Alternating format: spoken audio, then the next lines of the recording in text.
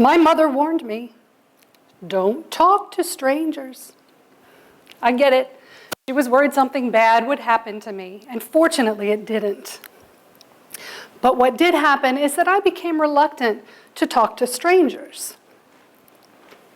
It's natural for us to be nervous when we first meet someone, but this pandemic didn't do us any favors at all. I know I took a hit in my social skills. Now that we are all emerging from our collective isolation, we have this unique, timely opportunity to approach the people we've been reluctant to speak to. Good things can and do happen when we talk to strangers.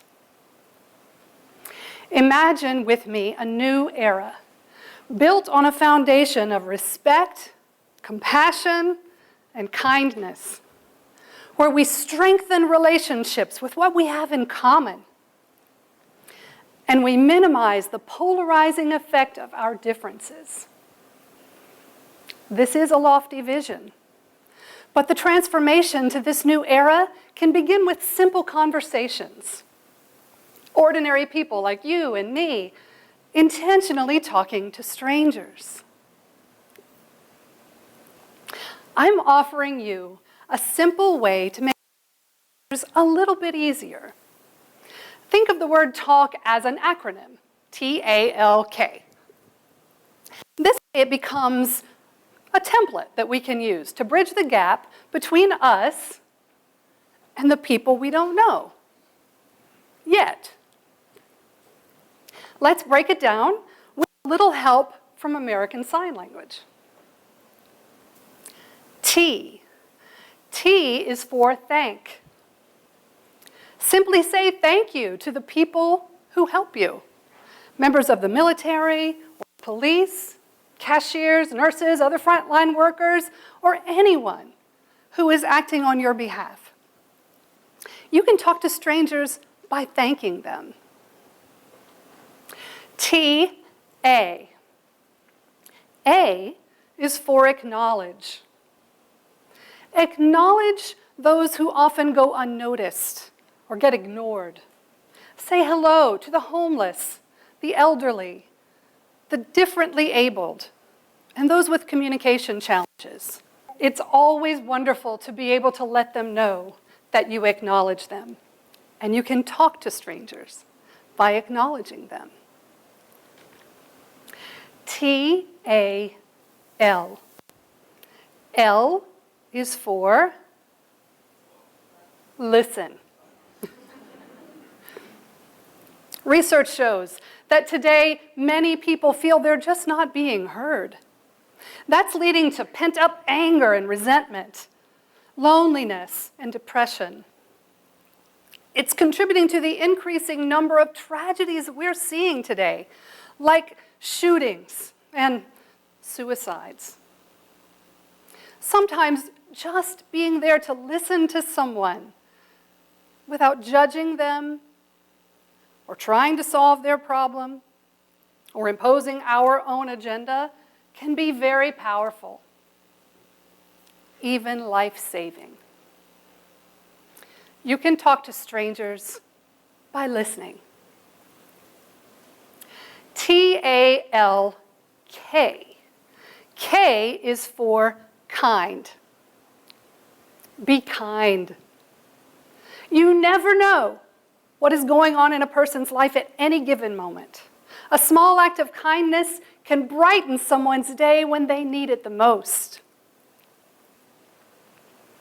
Open doors for others.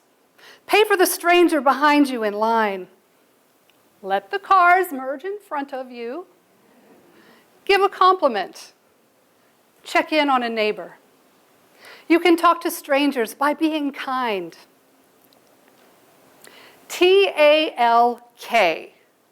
Thank, acknowledge, listen, be kind. You don't have to do all four at once or go in any particular order. Just pick one and start there. In my background as a speech-language pathologist, it has been my life's work to help others improve their lives through better communication. That's why it really bothered me when I realized I had been living in my house for over 20 years, and most of my neighbors were strangers. I wanted to get to know more of them, but I was nervous. Maybe you can relate. Having this TALK acronym gave me the courage that I needed to go out on my neighbor meeting adventure.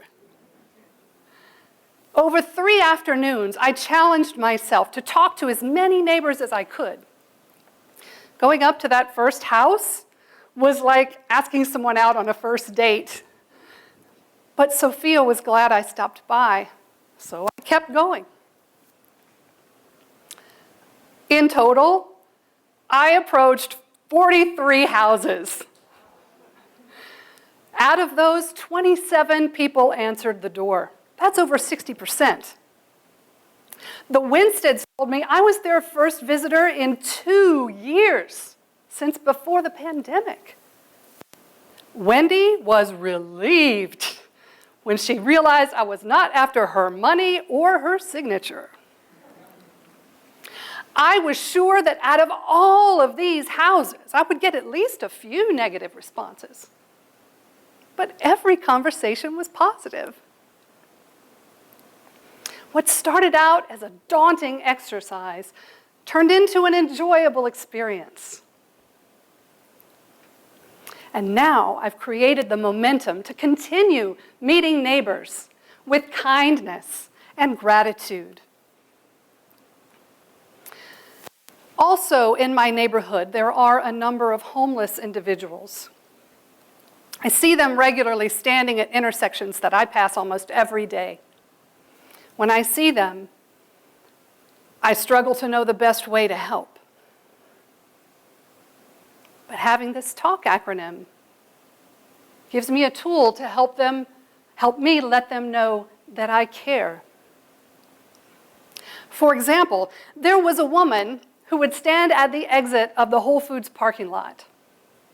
One day as I was leaving, I offered her some bananas. Turns out she's allergic to bananas. But she told me she loved oranges. The next day, I went back and I brought her some oranges. I stayed with her for a bit and I listened. She shared with me how she was struggling to support her daughter who had breast cancer. We were both mothers with children we love deeply. Thank you so much for talking with me. I'm Helen, by the way. I'm Roberta, but my friends call me Red. I saw Red a few times after that. I haven't seen her since. But every time I leave that Whole Foods parking lot or I see someone else standing at an intersection, I now recognize them as a mother or a father or a son or a daughter.